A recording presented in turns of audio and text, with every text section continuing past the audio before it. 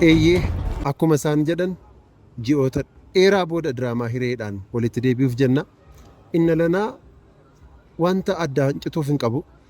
Isa dhumaa fi isa xumuraa keenya nagaatti waliin jechuuf xumura diraamaa keenyaa isinitti agarsiisuuf isinis obsaan nu eegdanii akkam ta'ee yoom xumuramaa maal taatanii dhaabattan jettanii nu gaafachaa turtanii. Ani immoo isiniin qabannee homaa tokko akka hin qaanofne nan amana. YouTube kana sirriitti subscribe godhaa. Hiree diraamaa jedha chaanaaliin kuni TV irratti yookaan waan kan biraadhaan miti kan dhufnu YouTube dhuma qofaadhaan dhufna. Adaraa keessan biyyoota hundumaarra kan jirtan diraamaa kana daawwachaa kan turtan kan nu jaallattan kan nu jabeessaa turtan kan nu deeggaraa turtan diraamaa kana YouTube kana subscribe gochuudhaan nu cina dhaabbadhaa. Nutis qulqullina isa duriirra dachaadhaan daballee xumura diraamaa hiree isin agarsiisuuf imala keenya xumurree jirra. Hamma har'aatti obsitanii waan nu eegdaniif baay'ee isin kabajnaa, baay'ee isin jaallanna.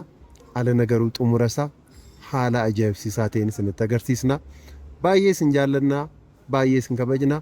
Tuutni diraamaa hiree hundumtuu nagaa isinii dhaamaniiru. Maqaa aartii Oromootiin baay'ee isin galateeffannaa. Ulfaadhaa, galatoomaa.